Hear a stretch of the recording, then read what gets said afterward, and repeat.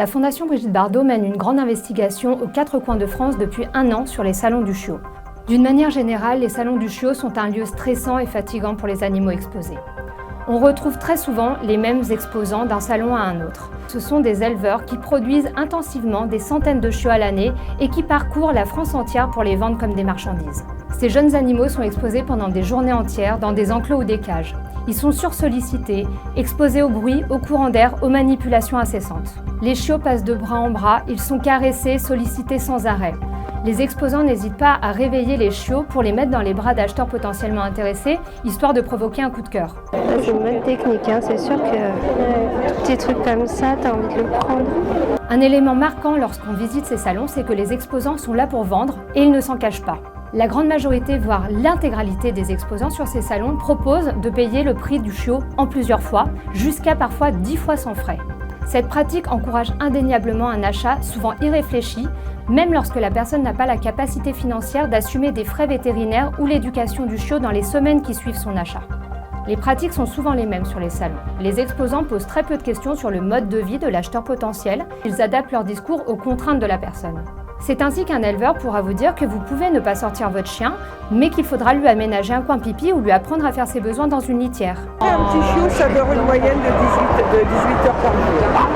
Ah, donc on peut le laisser 18 heures on peut le laisser 18 heures seul Ça dure à peu près 18 heures par jour.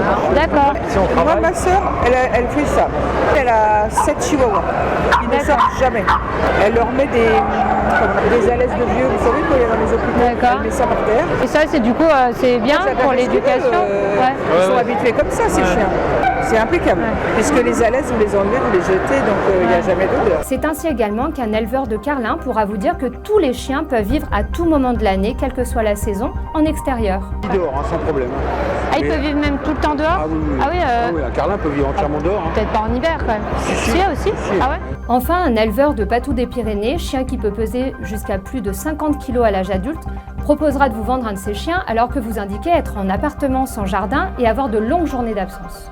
Et donc c'est une race que vous pouvez nous conseiller même si on travaille la journée, qu'on vient en appartement, vous dites, ça sera pas trop des soucis quoi.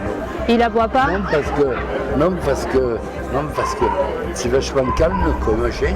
Ouais. Et en plus, ça n'a pas besoin de beaucoup bouger. Ah c'est vrai, d'accord. À l'évidence, l'objectif de ces salons est de trouver des acheteurs pour les chiots exposés. Ainsi, le délai de 7 jours obligatoire entre la signature du certificat d'engagement et de connaissance et la remise de l'animal, qui normalement devrait constituer un garde-fou contre les achats d'impulsion, n'est pas respecté sur ces salons. Muni ou non d'un certificat datant de plus de 7 jours, toute personne peut repartir avec un chiot. Parmi tous les salons que nous avons visités, un seul refusait que les animaux soient vendus sur place. Pourtant, ça n'a pas empêché des éleveurs de proposer que les animaux soient vendus sur le parking à la fermeture du salon. On peut pas antidater ce soir. Ah ouais, quand même, on peut... Ah ouais, parce que de base, moi j'ai fait quelque chose sur Orléans il y a 2 mois. Sur Orléans, il y avait le vétérinaire et les gens pouvaient repartir avec le chat. Ouais. Sauf qu'ici à Paris, ils veulent pas.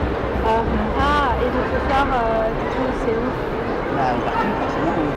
D'autres irrégularités ont également été constatées sur les salons, notamment le manque d'informations pourtant obligatoires concernant les animaux vendus qui permettent de connaître leur provenance ou leurs conditions d'élevage par exemple. En fait, les salons du chiot, vous avez des chiens malades, avec des problèmes de santé.